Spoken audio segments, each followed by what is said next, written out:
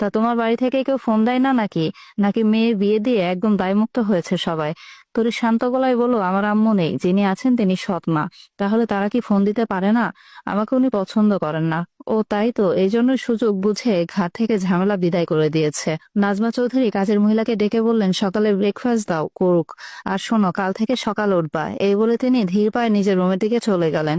তরি দাঁড়িয়ে থাকে চুপচাপ, চোখে ক্লান্তি, মুখে অব্যক্ত কষ্টের ছায়া। জয় কিছুক্ষণ আগে রাফিদের ফোন দিয়ে ওনাদের বাড়ি থেকে নিয়ে এসেছে, যাতে সকালের খাবার এখানে খায়। তারা খুশি মনেই এসেছে, কিন্তু জয় তাদের গেস্ট রুমে বসিয়ে রেখে বাইরে দরজা দিয়ে চলে গেছে। যাওয়ার সময় বলে গেল, ভিডিও কল দিচ্ছি।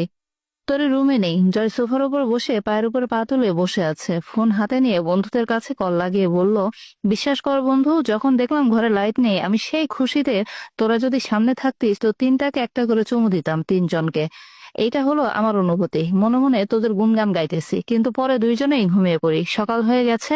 আমি চাচিমাকে বলছি, কালকে দুধ কে এনেছে? চাচি বলল, আমি যেতাম দুধ আনতে, রাফিরা আমাকে আটকে রেখেছিল, তারা দুধ নিয়ে এসেছে। জয় বলে, এখন তোদের শাস্তি, সারাদিন ঘরে না খেয়ে থাক রুমের মধ্যে। আল্লাহ হাফেজ, রাত পর্যন্ত ভালো থাকো। রাফি বলল, শোনো, আমাদের ভুল হয়েছে, এবারের মতো মাফ করে দে ভাই। কে শোনে কার কথা? ফোন কেটে দেওয়া হয়েছে। তাদের জন্য জয় রুমে কেবল পানি রেখে গিয়েছিল, তাছাড়া সারাদিন খাওয়ার মতো আর কোনো ব্যবস্থা নেই। জয়কে ফোন দিলেও সে ধরে না, বরং উল্টো তাদের পছন্দের খাবারের ছবি পাঠিয়ে দেয়। রাতে ডিনার চলছে, সবাই খেতে বসেছে। আজকে যোগ দিয়েছে রাফি, হৃদয় আর রাসেল, যাদের জয় সকালে নিজেই নিয়ে এসেছে। তাদেরকে সারাদিন কিছু না খাবার দিয়ে এখন তাদের পছন্দ অনুযায়ী খাবার আয়োজন করছে। তরি জয়ের পাশে বসে আছে, কেউ খাওয়া শেষ করেছে, কেউ আবার লাজুক চুপচাপ খেতে খেতে হাসি চেপে ধরেছে। জয় হালকা গম্ভীর ভঙ্গিতে বলল, আম্মু, তোমাকে একটা কথা বলতে চাইছিলাম। সাইফুল চৌধুরী হালকা সতর্ক ভঙ্গিতে তাকালেন। নাজমা চৌধুরী, বলো। জয় ধীরে ধীরে হাসি চেপে ধরে বলল, আম্মু, তুমি কি আমার জন্য হানিমুন কম্বোটা দিতে পারো? আমি কিছু মনে করব না। সাইফুল চৌধুরী চোখ বড় হয়ে গেল, মুখে পানি ছিল, সঙ্গে সঙ্গে বিষম খেলো। টেবিলের পাশে রাফি আর রাসেল চুপচাপ একে অপরের দিকে তাকিয়ে হাসি চেপে ধরল। নাজমা চৌধুরী কটমট চোখে তাকালেন ছেলের দিকে। সাইফুল চৌধুরী গম্ভীর গলায় বললেন, তুমি যেখানে সিরিয়াস কথা বলবে আমি জানি সেখানে একটা অঘটন ঘটবে। জয়া একটু মুচকি হেসে বলল, আমি নিষ্পাপ, আমার কোনো দোষ নাই। নাজমা চৌধুরী বিরক্ত স্বরে বললেন, খাওয়া হয়ে থাকলে দ্রুত ওঠো, এদেরকে খেতে দাও। রাফি গুমরা মুখে বলল, হ্যাঁ আন্টি, এটাই আমার কাছেও কথা। ও আমাদের শান্তিতে একটু খেতেও দেবে না।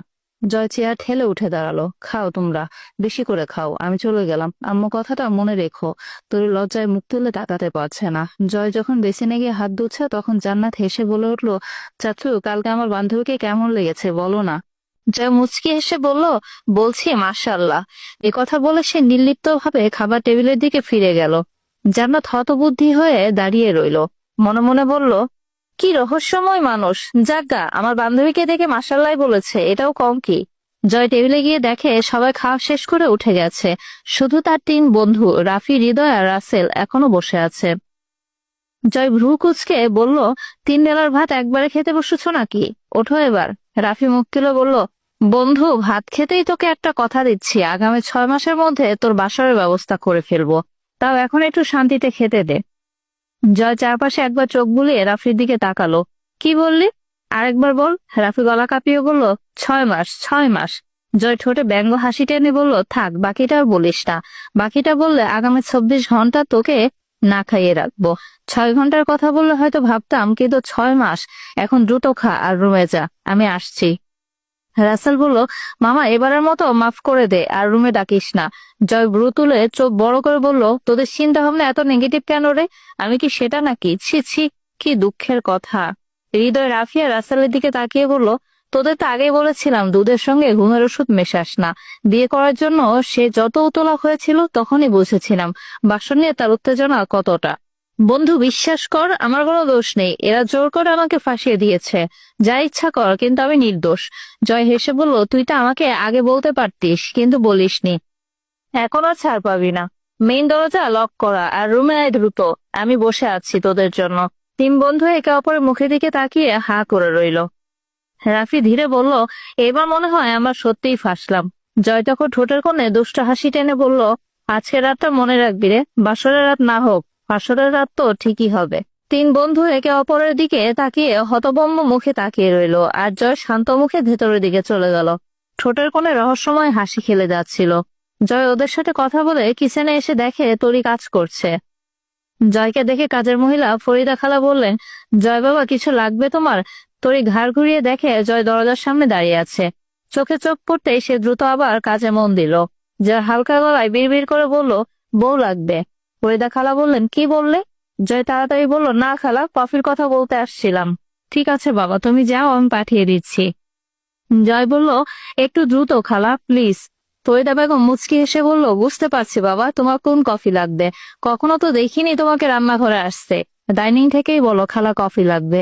আর আজ তোমার বউকে কাজ করতে নিষেধ করেছি, সে বলেছে কাজ না করলে আমার ভালো লাগে না। হায় আল্লাহ। জয়ের দৃষ্টি তখন তরির দিকেই। সে নিজের মতো কাজ করছে, চোখ তুলে তাকাচ্ছে না। জয় দুহাতে নিজের কপালের চুলগুলো পেছনে ঠেলে দিয়ে হেসে বলল, খালা আপনি না আশেপাশে মানুষ দেখেন, এভাবে বললে তারা লজ্জা পাবে। এ কথা শুনে ফরিদা খালা একটু জোরে হেসে উঠলেন। তরির অবস্থা তখন লজ্জায় মরি মরি। মনে মনে বলল, এই লোকটা ঠোঁট কতটা কাটা আল্লাহই জানে, কপালে কি যে আছে। মায়ের কাছে হানিমুনের টিকিট চায়, হানিমুন কথাটা ভাবলেই আমার লজ্জা লাগে। আর সে মাকে বলতেছে হানিমুন কম্বো দাও। আল্লাহ, এই কেমন মানুষ রে বাবা। ফরিদা খালা চৌধুরী বাড়িতে অনেকদিন ধরে কাজ করছেন। কখন কি লাগে, কার কি পছন্দ, সব বিষয়ে তার ভালো ধারণা আছে। তিনি তরিকে ভীষণ পছন্দ করেন। মেয়েটা নরম স্বরে কথা বলার ভঙ্গি যেন মন ধরে যায়। একটু আগেও খালা শাশুড়ি রান্নাঘরে এসে কত কথা বলে গেলেন, মেয়েটা চুপচাপ শুনলো, কিন্তু একটা কথার কোনো উত্তর দিল না। জয়ের খালা বকবক করেই চলে গেলেন। ফরিদা খালা মনে মনে ভাবলেন, মেয়েটা কত মায়াবী, একটু সম্মান পেলে না জানি কত সুন্দরভাবে জলজল করবে। জয় বাবা অনেক ভালো মানুষ। আমি যত বছর ধরে এই বাড়িতে আছি কখনো দেখিনি কারোর সাথে খারাপ ব্যবহার করতে। কাউকে সে ছোট করে কথা বলা মোটেই পছন্দ করে না। যদি কেউ তার বউকে এভাবে কথা বলে আর একবার শোনে, তাহলে তার খালাকে এই বাড়ি থেকে বের করে দিতে তার 2 মিনিটও লাগবে না। আমার বাসর ঘর সাজানোর জন্য তোরা যেন কত টাকা নিলি? গেস্ট রুমের সোফায় বসেই কথাটা ছুড়ে দিল জয়। তাফি ধীর গলায় বলল, 15,000 টাকা। জয় চোখ কুচকে বলল, এত আস্তে বলিস কেন, জোরে বল। আর বাকি 5,000 টাকা কে ধরবে? রাসেল সঙ্গে সঙ্গে বলল, ওটা তোর ভাতিজি নিয়েছে, সে তোর বউকে সাজিয়েছে তাই। জয় ভ্রু তুলে বলল, তোরা বাসর ঘর না সাজালে সে আমার বউকে সাজাতে পারতো না, তাই দায়ভার তোদেরই। শোন, আমি বেশি কথা বলবো না। রাত ইতিমধ্যেই 10টা পেরিয়ে গেছে, কাল অফিস আছে। এখন সোজা কথা হলো, বন্ধুর বাসর ঘরে দুধের মধ্যে ঘুমের ওষুধ মেশানোর অপরাধে 50,000 টাকা তোদেরকে জরিমানা করা হলো। কাল সকালে এই টাকা দিয়ে 3জন রুম থেকে বের হবি। আর হ্যাঁ, না দিলে খালি পেটে থাকিস আবার। উঠে দাঁড়িয়ে দরজার দিকে হাঁটতে হাঁটতে জয় হেসে বলল, গেলাম আমি, টাটা, বাই বাই। তরি রুমে কফির কাপ হাতে নিয়ে এসে দাঁড়িয়ে আছে, মানুষ নেই। ঠিক তখনই জয় ঢোকে। তরি শান্ত গলায় বলল, আপনার কফি। জয় কাপটা হাতে নিয়ে হালকা হেসে বলল, কফি 1 কাপ নিয়ে এসেছো কেন, তুমি খাবে না? আমি কফি খাই না। ও আচ্ছা, তাহলে আসো বেলকনিতে বসি, একটু গল্প করি। গল্প করতে কি ভালো লাগবে আমার সাথে? কখনো তো গল্প করিনি আপনার সাথে, আজ করে দেখি আগে, তারপরে বলবো। জয় এক চিলতে মুচকি হাসি দিয়ে বলল, আচ্ছা ঠিক আছে। বেলকনিতে 2টি চেয়ার আর একটা ছোট টেবিল রাখা। দুজন সেখানে বসে পড়ল। চারপাশে হালকা আলো ছড়িয়ে আছে। আচ্ছা, সেই পরিবেশে দুজনের নিঃশব্দ বসে থাকা, তবু যেন গল্প বলছে নীরবে। তুমি আমার সম্পর্কে কি জানো? জয় ভেতরে মৃদু হাসি ধরে রেখে এই প্রশ্ন করলো। তেমন কিছু না, শুধু জানি আপনি ইতালিতে ছিলেন, আগে দেশের আসা যাওয়া করতেন, এবার প্রায় 2 বছর পর এসেছেন। জান্নাত বলেছিল 6-7 দিন হলো এসেছেন। ও শুধু এতটুকুই জানো? জি। ঠিক আছে, তাহলে শোনো, আমার বাবার ফ্যাশনের বিজনেস ছিল। আমি ইতালিতে ফ্যাশনের পড়াশোনা করেছি, সেখানে নিজের ব্র্যান্ডে স্টুডিও চালাচ্ছি। ডিজাইন এবং কালেকশন হাত ধরে পরিপাটিভাবে তৈরি করছি। শুধু পড়াশোনা নয়, ওখানকার ব্যবসায়িক পরিবেশ, আন্তর্জাতিক মার্কেট, ব্র্যান্ড ম্যানেজমেন্ট সবকিছুই শিখেছি। নিজের প্রতিষ্ঠিত ব্র্যান্ডের পাশাপাশি বাংলাদেশেও শাখা করেছি, যাতে দেশেও আধুনিক ফ্যাশনের স্পর্শ পৌঁছায়। জয় হালকা হাসি দিয়ে এগিয়ে বলল, সবকিছু গুছিয়ে পরিকল্পনা করে এগোতে পছন্দ করি আমি। তাই ডিজাইন, প্রোডাকশন, মার্কেটিং সবকিছুর ব্যালেন্স রাখি। ব্যবসা শুধু লাভের জন্য নয়, বরং স্বপ্ন বাস্তবায়নের একটা অংশ। হৃদয়, রাপি, রাসেল এরা না থাকলে সম্ভব হতো না।